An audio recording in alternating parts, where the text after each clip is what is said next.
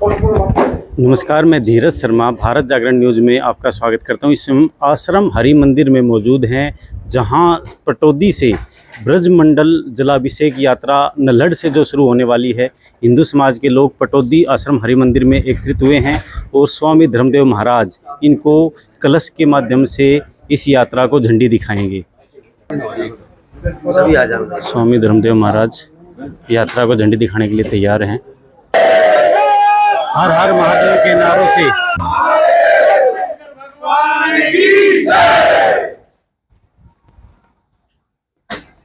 रणवीर जी आ जाओ, आप फोटो आ जाओ। हर हर महादेव, हर हर महादेव, हर हर महादेव, हर हर महादेव, हर हर महादेव, हर हर महादेव, हर हर महादेव, हर हर महादेव, हर हर महादेव, हर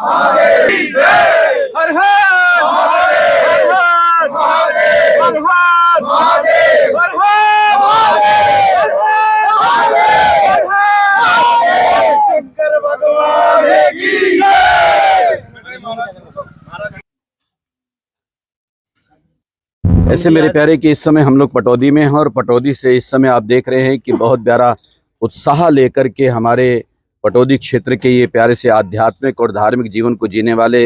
हमारे ऐसे नागरिक, क्योंकि वैसे तो हमारा सारा भारत देश ही और भारत के वासी आस्थावान निष्ठावान लोग हैं,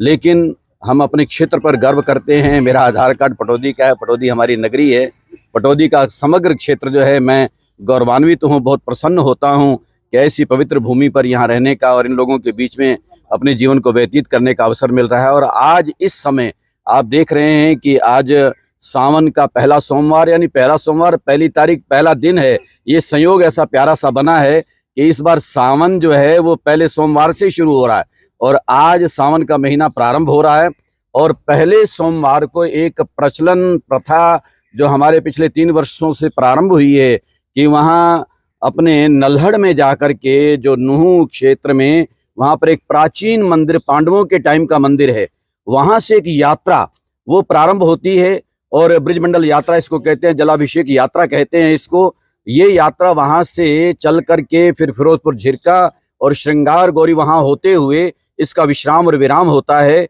ये बहुत भव्य तरीके से इस यात्रा का वहाँ पर प्रारंभ शुभारंभ हुआ था। गत वर्ष को व्यवस्थाएं बनी गई थी, लेकिन इस वर्ष फिर मेरे विचार से मैं कह सकता हूँ कि उससे भी ज्यादा उत्साह को लेकर के जो मैं सुन रहा हूँ, देख रहा हूँ, और मैं भी इसी भावना को लेकर के, कल गुरु पूर्णिमा थी, यहाँ से शाम को करनाल गया, रात को 2 बजे वापस आया कि यहाँ पर इन लोगों से मिल करके मैं भी वहाँ पर पहुँचने वाला हूँ अभी 11 बजे। तो वहाँ नूह में जो प्राचीन मंदिर हमारा नल्हड़ में स्थित है और वहाँ पर जलाभिषेक यात्रा प्रारंभ होगी, फिरोजपुर झिरका होते हुए श्रृंगार में जाके समाप्त होगी।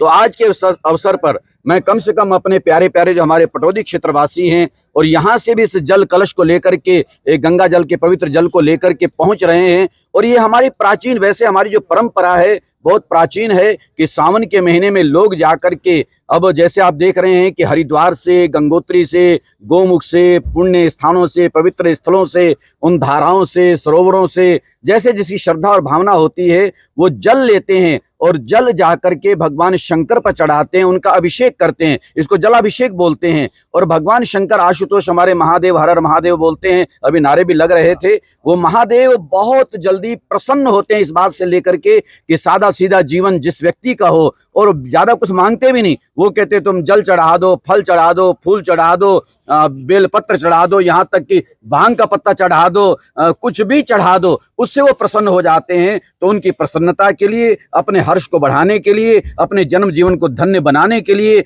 हमारे भारत के, कम से कम भारत के लोग, हालांकि दुनिया में रहने वाले लोग वो भी कुछ करते हैं, लेकिन भारत के लोग या अगर दुनिया में भी लोग ऐसे हैं इस चीज को मानने वाले, तो आज मैं कह सकता हूं कि उनको भी कहीं ना कहीं प्रेरणा संदेश भारत की भूमि से मिला है। तो यहां से सारे संदेश मिले हैं। ये जीवन की पद्धति है, जीवन की शैली है। और आज आखिरी शब्दों में ये भी कहना चाहूंगा, एक समय होता है कि जैसे अब कावड़ उठेंगी और कावड़ पहुंचेंगी, हर एक के जहां जहां आस्था है, भावना है, विश्वास है या लगाव है या स्थान नजदीक है, वहां जाकर के जल चढ़ाते हैं शिवलिंग पर। हालांकि ये प्रथा जब शुरू हुई थी, मैं आज कह दूं कि वहां गंगोत्री से या गंगा जी या हरिद्वार से लेकर के रामेश्वरम तक, यानी रामेश्वरम में जो राम जी के द्वारा स्थापित वहां शिवलिंग है, वहां जाकर के लोग जल चढ़ाते थे। इसके पीछे मकसद क्या था? इसके पीछे मकसद ये था कि वहां उत्तर से लेकर के दक्षिण तक, पश्चिम तक सारा भारत जो है एक सूत्र में पिरोया रहा है हमेशा। तो इसलिए वहां से लोग चलेंगे, अपने भारत की संस्कृति को देखते जाएंगे, मिलते जुलते जाएंगे,